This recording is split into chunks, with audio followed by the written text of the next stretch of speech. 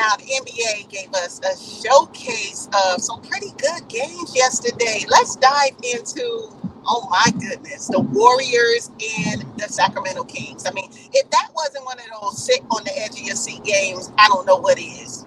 I'm telling you right now that I want to say this is the best series of all time so far this season. The best series. It's the first for me. It's the number one, and then there's another number two. But this one right here, oh, it's like playoff finals basketball every time they hit the floor. Every time.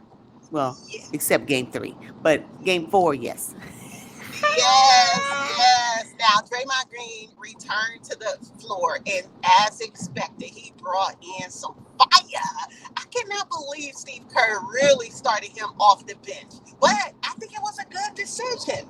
I think so too. I think that Draymond he just fits in their offense. That's just what it is. He knows exactly how to get the ball to Steph, for, in particular, but also to Klay Thompson. He just really does a good job at that.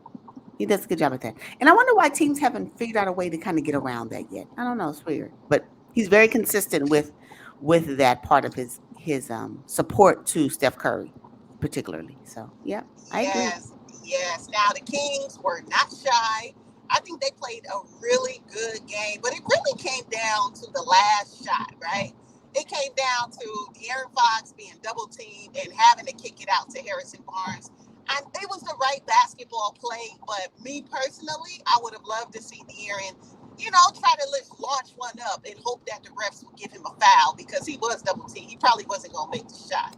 Right. Yeah. And we probably the possible outcome would have been maybe more in the King's favor had he had done that. You know, I want to say though, really for me, I think the game was sealed earlier on in that last quarter, maybe within the 2 minute mark. There are a couple of mistakes that the Kings made that I was like, see, that's gonna cost you. That's gonna cost you. When Darian Fox threw the ball out of bounds, I don't know if he was throwing the ball to Demontis Sabonis or was it to Malik Monk maybe, but they weren't in position when he threw it to his right. They weren't in position, and the ball went out of bounds. I was like, "Ooh, that's gonna come back to bite. That's gonna come back to bite." And I think though that at that point there was just that one, and there was another play where I was like, "Ooh, King, y'all, these mistakes gonna have to stop now." I'm telling you right now. I'm gonna say it again. Every time they get a ball to Demontis Sabonis, I cringe. I'm not gonna lie. I'm still gonna Right. lie. I don't lie. I don't know. Ah, I don't know. He uh, just. I know that his box score says different, but something about him in the paint, especially when he's trying to handle the ball, just doesn't sit well with me. I don't like it. I think he has butterfingers. I really do. I really do. This may be an unpopular opinion, but there's a couple of possessions where I'm like, mm, yes, nah, nah, yeah. nah, bonus, nah, bonus. Nah, bonus. No, they call him Domas. Nah, Domas.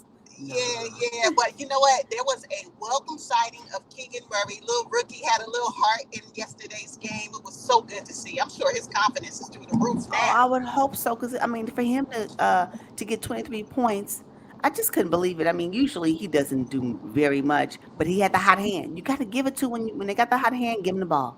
Give them the ball. Which really why I questioned the last play where they gave it to Harrison Barnes. I get the double team, but Harrison Barnes banked the one before. I was just like, oh, oh my god. Right, right. Now, Uh, speaking of mistakes, though, Steph Curry called a timeout was when the that? Warriors didn't have one. That could have cost them the game.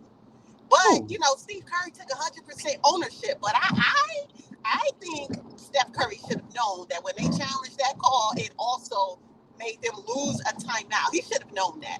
Now it's up to the coach to be like, hey guys, in the huddle, hey guys, we don't have any more timeouts. It's still like 2 minutes left in the game, so usually, you got at least one left. But that was a right. bonehead mistake by the four-time NBA champion. Ooh, rookie. Just a rookie mistake. He just stepped into that one. I guess again, this lets us all know that everybody can make mistakes. Yeah, Even yeah, even even your four-time NBA champions, even the experienced players can also just have one of those moments where they just kind of, not tapped in. And he was there, it happens. It happens. We talking about it happens, it's not a big deal. Had they lost that game, that would have been a topic of discussion. oh, absolutely. Oh yeah. Oh yeah. Oh yeah. That would have been a topic of discussion. But you know what though? I am glad that the Golden State Warriors actually did two in their building.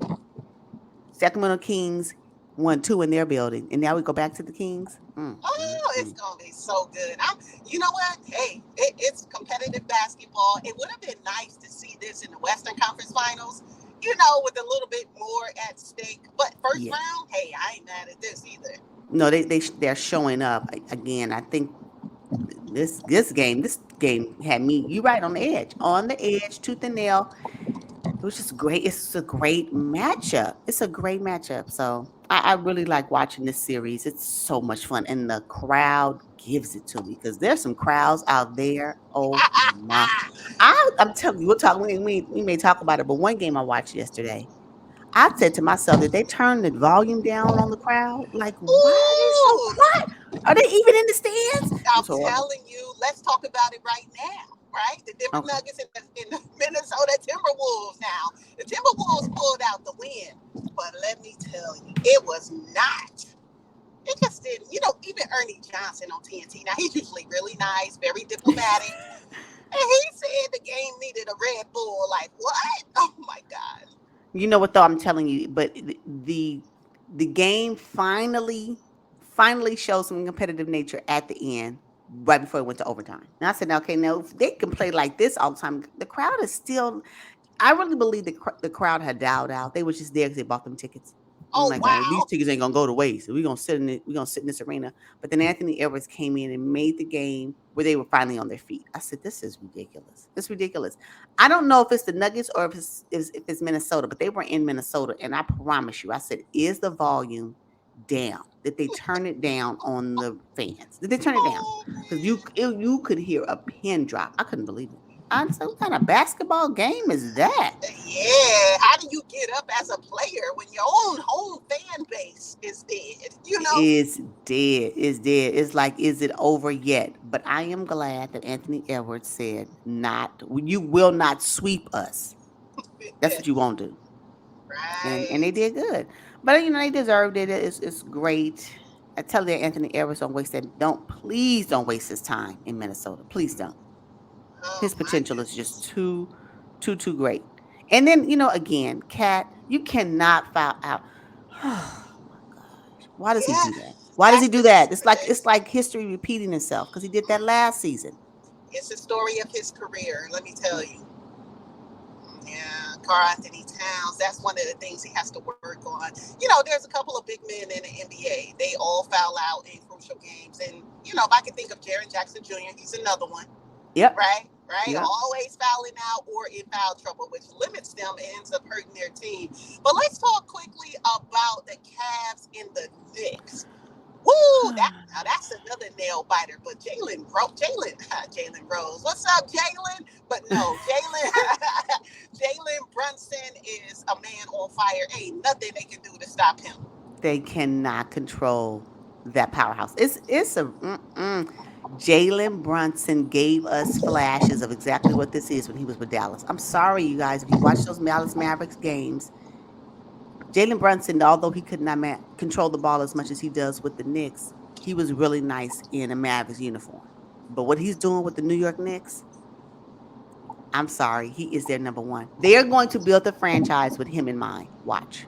It's his franchise. The way he Yes. is igniting not only the players, but also the crowd with this win. The Knicks need this for their self esteem.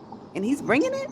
I'm talking about like really balling, like clinic type balling. Like what? Oh, wow, yeah. But Donovan Mitchell has surprised me now.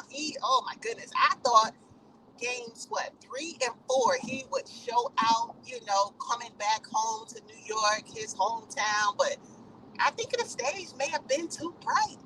And just think, the New York Knicks were supposed to get Donovan Mitchell, but it didn't happen. They ended up with other players, and it's working out well for them. But if Donovan Mitchell would have showed up to the New York Knicks and went flat like this in the playoffs wearing a Knicks jersey, oh, he would be getting it from the fans. Like You know, Julius Randle was not getting it at all from Tom Thibodeau. Like, wow. you know what though? I think that I really think it gives me the appearance that he was too distracted with his family. That's what it gives me. His mother was in the stands and he had his sister there. It's just, I think it was just too much being home, playing in front of your family. because I don't know. They may go to Cleveland games often, but at this stage, at this magnitude, it just may have been too much. It's two things that I have with him. Either he goes flat because he went flat last night with 11 points, 4 rebounds, and 5 assists. That's flat, right? Yes, Or he just overdoes it, where he goes iso ball. He goes solo and he doesn't share. It's like it's either one or the other. Where is his happy medium? Because that's exactly what's needed for this roster. Now, Darius Garland, granted, did kind of show up last night. But then if the counterpart Donovan Mitchell don't do it, then what? It has to be yes, he has that they need to find what that balance looks like for him. Now I will say this. Thank goodness for Evan Mobley and Jared Allen giving us a little something extra. They gave us a little something.